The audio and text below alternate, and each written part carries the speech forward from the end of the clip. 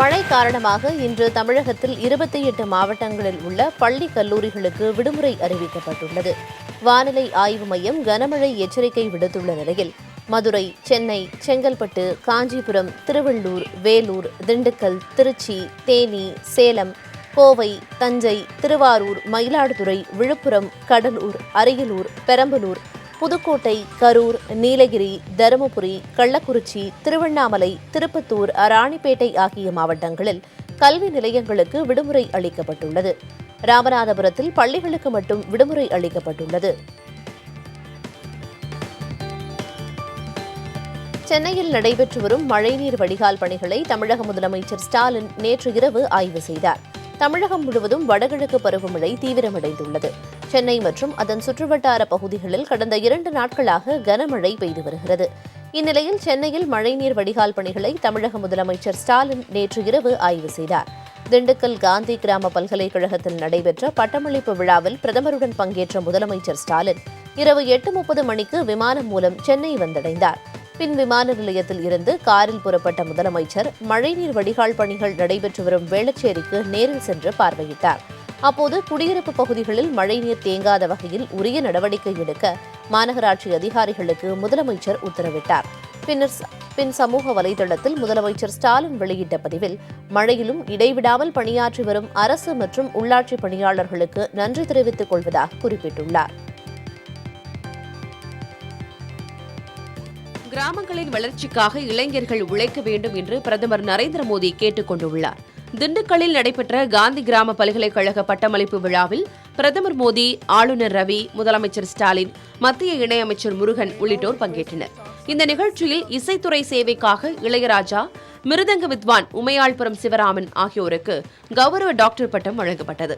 அதனைத் தொடர்ந்து பேசிய பிரதமர் மோடி, கதர் ஆடை சர்வதேச ஆடையாக உருவெடுத்து வருகிறது என்று தெரிவித்தார். கிராமங்களின் வளர்ச்சிக்காக பல்வேறு நடவடிக்கை எடுக்கப்பட்டு வருவதாக கூறிய பிரதமர், கிராமம் நகரம் என்ற வேறுபாடு தற்போது இல்லை என தெரிவித்தார். கிராமங்களின் வளர்ச்சிக்காக இளைஞர்கள் உழைக்க வேண்டும் என்று வலியுறுத்திய பிரதமர் மோடி, இளைஞர்கள்தான் புதிய இந்தியாவின் தூண்கள் என்று குறிப்பிட்டார். The world expects India to do great things because India's future is in the hands of a can-do generation of youth. Youth who not only accept challenges but also enjoy them. Youth who not only question but also find the answer. Youth who are not only fearless but are also tireless. Youth who not only aspire but also achieve. So my message to the youth graduating today is you are the builder of New India. You have கல்வியை மாநில பட்டியலுக்கு மீண்டும் கொண்டுவர பிரதமர் நடவடிக்கை எடுக்க வேண்டும் என்று முதலமைச்சர் ஸ்டாலின் வலியுறுத்தியுள்ளார். திண்டுக்கல்லில் காந்தி கிராம கிராமிய பல்கலைக்கழகத்தில் பட்டமளிப்பு விழாவில் பிரதமர் மோடியுடன் முதலமைச்சர் ஸ்டாலின் பங்கேற்றார். அப்போது பேசிய அவர், கல்வி மட்டுமே எவராலும் பறிக்க முடியாத சொத்து என்றும் கூறினார். Education is the only asset that can never be snatched by anyone under any situation. It is the duty of a state government to impart the wealth of education. Hence, I appeal to the union government to support and encourage such efforts to state government to bringing back education under the state list. When the constitution was framed and came into force, education was originally placed in the state list. It was moved to the concurrent list only during the period of emergency. I request that the Union Government, especially Honorable Prime Minister, shall attempt to move education back to the state list. Gandhi கிராம கிராமிய பல்கலைக்கழகத்தின் பட்டமளிப்பு விழாவில் பங்கேற்கும் பிரதமர் நரேந்திர மோடிக்கு எதிர்ப்பு தெரிவிக்கும் வகையில் திண்டுக்கல் மாவட்டத்தில் காங்கிரஸ் கட்சியினர் கருப்பு உடை அணிந்து ஆர்ப்பாட்டத்தில் ஈடுபட்டனர். திண்டுக்கல் காமராஜர் பேருந்து நிலையம் அருகில் உள்ள காங்கிரஸ் கட்சி அலுவலகத்தில் கருப்பு உடை அணிந்து வந்த காங்கிரஸ் கட்சியினர் கருப்பு நிற பேப்பரில் பட்டம் செய்து எனது வேலை எங்கே மோடி என்று எழுதியிருந்தனர். செங்கலில் எய்ம்ஸ் என்று எழுதியும் பெண்கள் கையில் விறகு குச்சிகளை வைத்து கோ பேக் மோடி என்று எழுதியும் ஆர்ப்பாட்டத்தில் ஈடுபட்டனர். பின்னர் அனைவரையும் காவல்துறையினர் கைது செய்தனர். இமாச்சல பிரதேச சட்டப்பேரவை தேர்தலில் இன்று வாக்குப்பதிவு நடைபெறுகிறது. மொத்தம் உள்ள 68 தொகுதிகளில் 412 வேட்பாளர்கள் போட்டியிடுகின்றனர். அங்கு சுமார் 55 லட்சம் வாக்காளர்கள் வாக்களிக்க உள்ளனர். இந்த தேர்தலில் ஆளும் பாரதிய ஜனதா கட்சிக்கும் காங்கிரஸ் கட்சிக்கும் நேரடி போட்டி நிலவுகிறது. ஆட்சியை தக்க வைத்தால் பொது சிவில் சட்டம் அமல்படுத்தப்படும், 8 லட்சம் வேலைவாய்ப்புகள் உருவாக்கப்படும் உள்ளிட்ட வாக்குறுதிகளை பாரதிய ஜனதா கட்சி அளித்துள்ளது. காங்கிரஸ் கட்சியோ பழைய ஓய்வூதிய திட்டம் செயல்படுத்தப்படும், 300 யூனிட் மின்சாரம் இலவசமாக வழங்கப்படும் உள்ளிட்ட வாக்குறுதிகளை அளித்துள்ளது. வாக்குப்பதிவு காலை 8 மணி முதல் மாலை 5 மணி வரை நடைபெறவுள்ளது.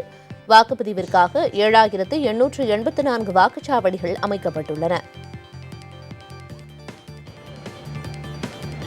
போக்குவரத்து விதிமீறல் அபராதத்தை அதிகரித்து பிறப்பிக்கப்பட்ட அரசாணையை ரத்து செய்ய கோரிய வழக்கில் தமிழக அரசு பதிலளிக்க சென்னை உயர்நீதிமன்றம் உத்தரவிட்டுள்ளது. மதுரையைச் சேர்ந்த ஜலாலுதீன் என்பவர் தொடர்ந்த பொதுநல வழக்கில் அபராதத்தை பல மடங்கு அதிகரித்ததால் தினக்கூலிகள், ஆட்டோ ஓட்டுநர்கள் உள்ளிட்டோர் கடுமையாக பாதிக்கப்படுவார்கள் என்று குறிப்பிடப்பட்டுள்ளது. இதுகுறித்து அரசும் போக்குவரத்து துறை ஆணையரும் 3 வாரங்களில் பதிலளிக்க உத்தரவிட்ட நீதிபதிகள் வழக்கை ஒத்திவைத்தனர். கொலீஜியத்தின் பரிந்துரைகள் மீது முடிவு எடுக்க மத்திய அரசு காலதாமதம் செய்து ஏற்றுக்கொள்ளக்கூடியது அல்ல என உச்சநீதிமன்றம் தெரிவித்துள்ளது. நீதிபதிகள் நியமனத்தில் ஏற்படும் தாமதம் தொடர்பாக பெங்களூரு வழக்கறிஞர் சங்கம் தொடர்ந்த மனு மீதான விசாரணை நீதிபதி சஞ்சய் கிஷான் கவுல் தலைமையிலான அமர்வு முன்பு விசாரணைக்கு வந்தது. நீதிபதி திபன்கர் தத்தாவை உச்சநீதிமன்ற நீதிபதியாக கொலீஜியம் பரிந்துரைத்து 6 வாரங்களுக்கு மேலாகியும் மத்திய அரசு எந்த முடிவும் எடுக்காமல் இருப்பதாக உச்சநீதிமன்ற வழக்கறிஞர் சங்க தலைவர் விகாஸ் சிங் வாதிட்டார். மத்திய அரசு காலதாமதம் செய்வதால் உரிய நேரத்தில் உரிய நீதிபதிகள் நீதிமன்றங்களுக்கு கிடைக்காமல் போவதற்கான வாய்ப்புள்ளதாக நீதிபதிகள் தெரிவித்தனர். கொலீஜியம் பரிந்துரைகள் மீது முடிவெடுப்பதில் காலதாமதம் ஆவது குறித்து பதிலளிக்குமாறு மத்திய சட்டத்துறை அமைச்சகத்திற்கு நீதிபதிகள் உத்தரவிட்டனர். உச்சநீதிமன்றத்திற்கான தகவல் அறியும் உரிமை சட்ட இணையதள பக்கம் விரைவில் அறிமுகப்படுத்தப்படும் என்று தலைமை நீதிபதி தெரிவித்துள்ளார். உச்சநீதிமன்றத்தின் செயல்பாடுகள் குறித்து அறிந்து கொள்ள வசதியாக தகவல் அறியும் உரிமை சட்ட இணையதளத்தை தனியாக உருவாக்க கோரி அக்ருதி அகர்வால் என்பவர் சார்பாக மனு தாக்கல் செய்யப்பட்டது. இந்த மனு விசாரணைக்கு வந்தபோது தனி இணையதள பக்கம் தயார் நிலையில் இருப்பதாக அதிகாரிகள் கூறியதாக தலைமை நீதிபதி தெரிவித்தார். இணையதளம் விரைவில் அறிமுகப்படுத்தப்படும் என கூறி வழக்கு விசாரணையை முடித்து வைத்தார். தமிழகம் முழுவதும் உரக்கடைகளில் களைக்கொல்லி மற்றும் பூச்சிக்கொல்லி மருந்துகளை விற்க தடை விதிக்கப்பட்டுள்ளது. வயல்வெளிகளில் தெளிக்கப்படும் அளவுக்கு அதிகமான பூச்சிக்கொல்லி மற்றும் களைக்கொல்லி மருந்துகளை தெளிப்பதால் விளைநிலம் உவர் நிலமாக மாறுவதாக இயற்கை வேளாண் ஆர்வலர்கள் வேதனை தெரிவித்து வந்தனர். மண்ணையும் வேளாண்மையையும் காப்பாற்ற களைக்கொல்லி மருந்துகளுக்கு அரசு தடை விதிக்க வேண்டும் எனவும் அவர்கள் வலியுறுத்தி வந்தனர். இந்த சூழலில் கிளைபாஸ்பேட் மூலப்பொருள் கொண்டு தயாரிக்கப்படும் களைக்கொல்லி, பூச்சிக்கொல்லி மருந்துகளை விற்பதற்கு தடை விதித்து மத்திய வேளாண் மற்றும் உழவர் நலத்துறை அமைச்சகம் அரசாணை பிறப்பித்துள்ளது. மேலும் களைக்கொல்லிகளை விற்பதற்காக வழங்கப்பட்ட உரிமங்களை திரும்பப் பெறும் நடவடிக்கையை தொடருமாறு மாநில அரசுகளுக்கும் உத்தரவிட்டிருந்தது. இதைத் தொடர்ந்து கிளைபாஸ்பேட் களைக்கொல்லி மருந்துகளை உரக்கடைகளில் விற்பனை செய்யக்கூடாது என தமிழக அரசு உத்தரவிட்டுள்ளது. பெஸ்ட் கண்ட்ரோல் ஆபரேட்டர் பயிற்சி பெற்றவர்களை கொண்டே விளைநிலங்களில் களைக்கொல்லி மருந்துகள் தெளிக்கப்பட வேண்டும் என்றும் நேரடியாக விவசாயிகளுக்கு விற்கக்கூடாது என்றும் உத்தரவிடப்பட்டுள்ளது. சிங்கப்பூரிலிருந்து ஸ்கூட் ஏர்லைன்ஸ் மூலம் கோவை வந்த 20 பயணிகளிடம் வருவாய் புலனாய்வு அதிகாரிகள் சோதனை மேற்கொண்டனர். அப்போது சங்கிலி வடிவில் சுமார் 7.7 கிலோ மதிப்பிலான தங்கம் கடத்தி வரப்பட்டது கண்டுபிடிக்கப்பட்டது. அதனை கைப்பற்றிய அதிகாரிகள் கடத்தல் கும்பல் குறித்து விசாரணை மேற்கொண்டுள்ளனர். மருத்துவ மேற்படிப்பிற்கான நீட் கலந்தாய்வுகளை நவம்பர் 16ஆம் தேதிக்குள் முடிக்குமாறு அனைத்து மாநில மற்றும் யூனியன் பிரதேசங்களுக்கு உச்சநீதிமன்றம் உத்தரவிட்டுள்ளது. கர்நாடக, பீகார் உள்ளிட்ட சில மாநிலங்களில் மருத்துவ மேற்படிப்பிற்கு 2ஆம் கட்ட கலந்தாய்வுகள் நடத்தப்படாமல் இருப்பதாக தொடரப்பட்ட வழக்குகள் உச்சநீதிமன்ற தலைமை நீதிபதி அமர்வில் விசாரணைக்கு வந்தது. அப்போது நீட் மருத்துவ மேற்படிப்பிற்கான 2ஆம் கட்ட கலந்தாய்வுகள் எந்த மாநிலத்திலேயாவது நடத்தப்படாமல் இருந்தால் அது வரும் நவம்பர் மாதம் 16ஆம் தேதி மாலை 6 மணிக்குள் கட்டாயம் நடத்தி முடிக்கப்பட்டு இருக்க வேண்டும் என உத்தரவு பிறப்பிக்கப்பட்டது. ஞானவாபி மசூதியில் கண்டெடுக்கப்பட்ட சிவலிங்கத்தை தொடர்ந்து பாதுகாக்குமாறு உச்சநீதிமன்றம் உத்தரவிட்டுள்ளது. முன்னதாக ஞானவாபி மசூதியில் சிவலிங்கம் கண்டுபிடிக்கப்பட்டதாக கூறப்படும் இடத்தை பாதுகாக்க உத்தரவிட்ட வாரணாசி நீதிமன்றம் 20 பேர் மட்டும் தொழுகை நடத்த கட்டுப்பாடு விதித்தது. அதற்கு எதிராக உச்சநீதிமன்றத்தில் தொடரப்பட்ட வழக்கில் தொழுகை நடத்துவதற்கு விதிக்கப்பட்ட கட்டுப்பாடுகளுக்கு இடைக்கால தடை விதிக்கப்பட்டது. சிவலிங்கம் கண்டுபிடிக்கப்பட்ட இடத்தை பாதுகாக்கவும் உத்தரவு பிறப்பிக்கப்பட்டது. உச்சநீதிமன்ற உத்தரவு நவம்பர் 12ஆம் தேதியுடன் காலாவதியாகும் நிலையில் சிவலிங்கத்தை தொடர்ந்து பாதுகாக்க உச்சநீதிமன்றம் உத்தரவிட்டுள்ளது.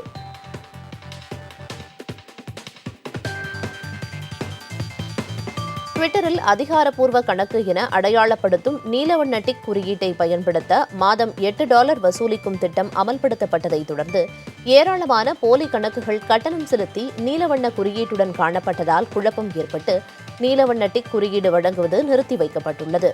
நன்கு அறியப்பட்ட பிரபலங்களின் உண்மையான கணக்குகளை அடையாளம் காண வசதியாக ட்விட்டரில் நீலவண்ண டிக் குறியீடு இருந்து வந்தது. ட்விட்டரை எலான் மஸ்க் வாங்கிய பின்னர் நீலவண்ண டிக் குறியீட்டுக்கு மாதம் $8 கட்டணம் வசூலிக்கப்படும் என அறிவிக்கப்பட்டு அமல்படுத்தப்பட்டது. ஆனால் பிரபலங்கள் பெயரில் போலி கணக்குகளை நடத்தி வந்த பலர் நீலவண்ண டிக்கிற்கு பணம் செலுத்தியதால் பிரபலங்களின் பெயரில் பல போலி கணக்குகள் நீலவண்ண அங்கீகார குறியீடுடன் காணப்படுகின்றன. இதுபோன்ற போலி கணக்குகள் அதிகமானதால் நீலவண்ண குறியீடு வழங்குவது நிறுத்தி வைக்கப்பட்டுள்ளது. கத்தாரில் வரும் 20ஆம் தேதி தொடங்கும் கால்பந்து உலகக்கோப்பைக்கான போர்ச்சுகல் அணி அறிவிக்கப்பட்டுள்ளது. பயிற்சியாளர் பெர்னாண்டோ சாண்டோஸ் தலைமையில் கிறிஸ்டியானோ ரொனால்டோ உள்ளிட்ட 6 முன்கள வீரர்களும் 9 நடுக்கள வீரர்களும் 8 தடுப்பாட்டக்காரர்களும் 3 கோல் கீப்பர்களும் அணியில் இடம்பெற்றுள்ளனர். கடந்த 2016ஆம் ஆண்டு போர்ச்சுகல் யூரோ கோப்பையை வெல்ல உதவிகரமாக இருந்த ரீனாட்டோ சான்செஸ் அணியில் இடம்பெறாதது ரசிகர்களை ஏமாற்றமடைய செய்துள்ளது. குரூப் H பிரிவில் இடம்பெற்றுள்ள போர்ச்சுகல் அணி வரும் 24ஆம் தேதி கானா அணியை எதிர்கொள்கிறது. ராஜீவ்காந்தி கொலை வழக்கில் நளினி, முருகன், ரவிச்சந்திரன் உட்பட 6 பேரையும் விடுதலை செய்து உச்சநீதிமன்றம் உத்தரவிட்டுள்ளது. பேரறிவாளன் விடுவிக்கப்பட்டதைப் போல தங்களையும் விடுவிக்க கோரி நளினி, ரவிச்சந்திரன் ஆகியோர் தொடர்ந்த வழக்கின் விசாரணை நடைபெற்று வந்தது. வாதங்கள் முடிந்த நிலையில் இன்று நடைபெற்ற விசாரணையின் முடிவில் நளினி, அவரது கணவர் முருகன், ரவிச்சந்திரன், ராபர்ட் பயஸ், சாந்தன், ஜெயக்குமார் ஆகியோரை விடுதலை செய்ய நீதிபதிகள் BR கவாய், BV நாகரத்னா ஆகியோர் உத்தரவிட்டனர். சிறையில் 6 பேரின் நடத்தையும் திருப்திகரமாக இருந்ததாகவும், கல்வி கற்றது, பரோல் விதிமுறை, அமைச்சரவையின் முடிவின் மீது ஆளுநரின் தாமதம் ஆகியவற்றின் அடிப்படையில் விடுதலை செய்வதாகவும் நீதிபதிகள் தெரிவித்துள்ளனர். பேரறிவாளனைப் போலவே மீதமுள்ள 6 பேரும் தங்களுக்கான நிவாரணங்களை கேட்க தகுதி உடையவர்கள் என்றும் நீதிபதிகள் தங்கள் தீர்ப்பில் தெரிவித்துள்ளனர். இந்த வழக்கில் உச்சநீதிமன்றம் தனக்குரிய சிறப்பு அதிகாரத்தை பயன்படுத்தி பேரறிவாளனை கடந்த மே மாதம் 17ஆம் தேதி விடுவித்தது. மக்களாட்சி கோட்பாட்டிற்கு வரலாற்று சிறப்புமிக்க அணிந்துரையாக 6 பேர் விடுதலைக்கான தீர்ப்பு அமைந்திருக்கிறது என்று முதலமைச்சர் ஸ்டாலின் தெரிவித்துள்ளார். மக்களால் தேர்ந்தெடுக்கப்பட்ட அரசின் தீர்மானங்களை, முடிவுகளை நியமன பதவிகளில் இருக்கும் ஆளுநர்கள் கிடப்பில் போடக்கூடாது என்பதற்கு உச்சநீதிமன்றத்தின் இந்த தீர்ப்பு ஆதாரம் என்றும் முதலமைச்சர் ஸ்டாலின் தெரிவித்துள்ளார். அதிமுக ஆட்சியில் எடுக்கப்பட்ட நடவடிக்கையின் தொடர்ச்சியாக 6 பேரும் விடுதலை செய்யப்பட்டிருப்பதாக அதிமுக முன்னாள் அமைச்சர் வைகை செல்வன் தீர்ப்பை வரவேற்றுள்ளார். உச்சநீதிமன்றத்தின் தீர்ப்பு ஏற்க முடியாதது என்று காங்கிரஸ் MP ஜெயராம் ரமேஷ் தெரிவித்துள்ளார். மதிமுக பொதுச் செயலாளர் வைகோ, விடுதலை சிறுத்தைகள் கட்சித் தலைவர் திருமாவளவன், பாமக நிறுவனர் ராமதாஸ், மார்க்சிஸ்ட் கம்யூனிஸ்ட் கட்சியின் மாநில செயலாளர் பாலகிருஷ்ணன், திராவிட கழக தலைவர் வீரமணி உள்ளிட்டோர் 6 பேர் விடுதலையை வரவேற்றுள்ளனர். கொலை நடந்தபோது இறந்தவர்களின் குடும்பங்களுக்கு அதிர்ச்சி அளிக்கும் வகையில் தீர்ப்பு அமைந்திருப்பதாக தமிழ் மாநில காங்கிரஸ் தலைவர் வாசன் தெரிவித்துள்ளார். மாநில புதிய கல்விக் கொள்கையின் வரைவு அறிக்கை 6 மாதங்களில் உருவாக்கப்பட்டு முதலமைச்சரிடம் சமர்ப்பிக்கப்படும் என்று கொள்கை உருவாக்க குழுவின் தலைவரும் ஓய்வு பெற்ற நீதிபதியுமான முருகேசன் தெரிவித்துள்ளார். மாநில புதிய கல்விக் கொள்கை குறித்து தமிழகத்தின் பல்வேறு பகுதிகளில் பொதுமக்கள், ஆசிரியர்கள், மாணவர்கள், கல்வியாளர்களிடம் கருத்து கேட்பு நடத்தி முடித்துள்ள அவர் சென்னை கிண்டியில் செய்தியாளர்களிடம் பேசினார். அப்போது பாடங்களை மனப்பாடம் செய்து மதிப்பெண் எடுத்தால் போதும் என்ற வகையில் புதிய கல்விக் கொள்கை இருக்காது என்று முருகேசன் குறிப்பிட்டார். 10% இடஒதுக்கீடு விவகாரத்தில் திமுக இரட்டை வேடம் போடுவதாக முன்னாள் அமைச்சர் ஜெயக்குமார் குற்றம் சாட்டியுள்ளார். பொருளாதாரத்தில் பின்தங்கிய உயர் வகுப்பினருக்கான 10% இடஒதுக்கீடு செல்லும் என உச்சநீதிமன்றம் தீர்ப்பளித்துள்ளது. இது தொடர்பாக நாளை அனைத்துக் கட்சி கூட்டத்திற்கு தமிழக அரசு அழைப்பு விடுத்துள்ள நிலையில் முன்னாள் அமைச்சர் ஜெயக்குமார் அறிக்கை வெளியிட்டுள்ளார். இடஒதுக்கீட்டிற்கு எதிரான வழக்குகள் உச்சநீதிமன்றத்தில் நடந்தபோது அனைத்து கட்சிகளை கூட்டி ஆலோசனை கேட்காமல் தான் தோன்றித்தனமாக வாதிட்டு மூக்கறுப்பட்டு தீர்ப்பு வந்த பின் மற்ற கட்சிகளை அழைப்பதை எந்த விதத்தில் ஏற்றுக்கொள்ள முடியும் என வினவியுள்ளார். சட்டமன்ற அனைத்துக் கட்சி கூட்டம் என்பது திமுகவின் கபட நாடகம் என குற்றம் சாட்டியுள்ள ஜெயக்குமார் 69 விழுக்காடு இடஒதுக்கீட்டை பாதுகாக்க தேவையான நடவடிக்கைகளை முதலமைச்சர் மேற்கொள்ள வேண்டும் என வலியுறுத்தியுள்ளார். 10% இடஒதுக்கீடு விவகாரத்தில் திமுக இரட்டை வேடம் போடுவதாகவும் விமர்சித்துள்ளார். 10% இடஒதுக்கீட்டை ஆரம்பம் முதலே திமுக எதிர்த்ததாகவும், ஆனால் அதிக நாடாளுமன்ற உறுப்பினர்களை கொண்டிருந்த அதிமுக எதிர்க்காமல் வெளிநடப்பு செய்ததாகவும் திமுக அமைப்புச் செயலாளர் பாரதி தெரிவித்துள்ளார். நாடாளுமன்ற தேர்தலுக்கு ஒரு 2-3 மாதத்திற்கு முன்பாக அவசரமாக இதை கொண்டு வந்தார்கள். நாடாளுமன்றத்தினுடைய மாநிலங்களவையில் திராவிட முன்னேற்ற கழகத்தை சார்ந்த நாங்கள் 4 பேர் உறுப்பினராக இருந்தோம். கனிமொழி அவருடைய தலைமையில் இந்த தீர்மானம் மாநிலங்களவையில் கொண்டு வரப்பட்ட நேரத்தில் கடுமையாக எதிர்த்த இயக்கம் திராவிட முன்னேற்ற கழகம். ஆனால் அதே நேரத்தில் அதிமுகவை சார்ந்தவர்கள் வெளிநடப்பு செய்து விட்டார்கள். இந்த 10% ரிசர்வேஷனை கொண்டு வருவதால் ஏற்படக்கூடிய விளைவுகள் என்ன என்பதை மிக தெளிவாக உச்சநீதிமன்றத்திலே எங்கள் சார்பில் வாதாடிய வில்சன் எடுத்து வைத்திருக்கிறார். அண்ணா அவர்கள் அடிக்கடி சொல்வார், டிசிஷன் பை டிஸ்கஷன். எதுவாக இருந்தாலும் டிஸ்கஸ் பண்ணி ஒரு முடிவு எடுக்கணும். கோவில்களில் சிலைகளை பாதுகாக்க ஸ்ட்ராங் ரூம்கள் அமைக்கப்படாதது குறித்து சென்னை உயர்நீதிமன்றம் அதிருப்தி தெரிவித்துள்ளது. கோவில்களின் பாதுகாப்பு தொடர்பாக தாமாக முன்வந்து வழக்கை விசாரித்த உயர்நீதிமன்றம் சிலைகளை பாதுகாக்க ஸ்ட்ராங் ரூம்கள் கட்ட வேண்டும் என்பன உள்ளிட்ட 75 உத்தரவுகளை பிறப்பித்திருந்தது. இந்த வழக்கு மீண்டும் விசாரணைக்கு வந்த நிலையில் ஸ்ட்ராங் ரூம்கள் தொடர்பாக நீதிபதிகள் கேள்வி எழுப்பினர். அப்போது ஒரு ஸ்ட்ராங் ரூம் கட்டப்பட்டுள்ளது எனவும் விரிவான அறிக்கை தாக்கல் செய்யப்படும் எனவும் அரசு தரப்பில் தெரிவிக்கப்பட்டது. இதனையடுத்து தாமாக முன்வந்து நீதிமன்ற அவமதிப்பு வழக்கு விசாரணைக்கு எடுக்கப்படும் என கூறிய நீதிபதிகள் விளக்கமளிக்க அரசு தரப்புக்கு உத்தரவிட்டு வழக்கை 2 வாரங்களுக்கு ஒத்திவைத்தனர். புகழ்பெற்ற பழனி முருகன் கோவிலில் திருப்பணிகள் நடந்து வரும் நிலையில் தட்சிணாமூர்த்தி கருவறைக்குள் சென்று நவபாஷான சிலையை ஆய்வு செய்தார். வரும் ஜனவரி மாதம் திருக்குட நன்னீராட்டு விழா நடத்த ஏற்பாடு செய்யப்பட்டு திருப்பணிகள் நடைபெற்று வருகின்றன. மூலவர் சிலையான நவபாஷான சிலையை பாதுகாத்து பலப்படுத்த ஓய்வு பெற்ற உயர்நீதிமன்ற நீதிபதி பொங்கியப்பன் தலைமையில் சிலை பாதுகாப்பு குழுவை இந்து சமய அறநிலையத்துறை அமைத்துள்ளது. இந்த குழுவின் முன்னிலையில் கருவறைக்குள் சென்ற தலைமை ஸ்தபதி தட்சிணாமூர்த்தி நவபாஷான மூலவர் சிலையை ஆய்வு செய்தார். ஆனால் ஆகம விதிகள் மீறப்பட்டதாக சமூக வலைதளங்களில் தகவல்கள் பரவிய நிலையில் ஆகம விதிகள் அனைத்தும் பின்பற்றப்பட்டதாக சிலை பாதுகாப்பு குழு விளக்கமளித்துள்ளது. சிவகங்கை அரசு கல்லூரி மாணவர்களுக்கிடையே ஏற்பட்ட தகராறு காரணமாக ஹோட்டலுக்குள் புகுந்து பயங்கர ஆயுதங்களுடன் தாக்கியதில் 7 பேர் காயமடைந்துள்ளனர். தாக்குதல் நடத்திய பதைவதைக்க வைக்கும் சிசிடிவி காட்சிகள் வெளியாகி பரபரப்பை ஏற்படுத்தியுள்ளது. சிவகங்கை மன்னர் துரைசிங்கம் அரசு கலைக்கல்லூரியில் படித்து வரும் இருதரப்பு மாணவர்களிடையே தகராறு மூண்டுள்ளது. இதுகுறித்து பூவந்தியை சேர்ந்த கல்யாணசுந்தரம் தனது மகன் பொன்சக்தி உட்பட 7 பேருடன் சிவகங்கை காவல் நிலையத்தில் புகார் அளித்துவிட்டு அருகில் உள்ள ஹோட்டலில் உணவருந்த சென்றார்.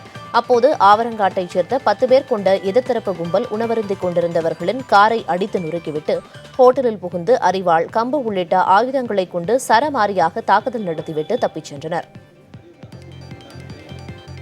கோவில் அறங்காவலர்கள் நியமனம் தொடர்பான விண்ணப்பங்களில் அரசியல் தொடர்பு குறித்த கேள்வியுடன் கூடிய பகுதியை சேர்க்க வேண்டும் என சென்னை உயர்நீதிமன்றம் உத்தரவிட்டுள்ளது. அறநிலையத்துறை கட்டுப்பாட்டில் உள்ள கோயில்களுக்கு அறங்காவலர்களை நியமிக்க கோரிய வழக்குகள் நீதிபதிகள் மகாதேவன் மற்றும் ஆதிகேசவலு அமர்வில் விசாரணைக்கு வந்தன. அப்போது ஆண்டுக்கு 10 லட்சம் ரூபாய்க்கு மேல் வருமானம் உள்ள 560 கோயில்களுக்கு அரசே அறங்காவலர்களை நியமிக்கும் எனவும் இதுவரை 8 கோயில்களில் அறங்காவலர்கள் நியமிக்கப்பட்டுள்ளதாகவும் அறநிலையத்துறை தரப்பில் தெரிவிக்கப்பட்டது.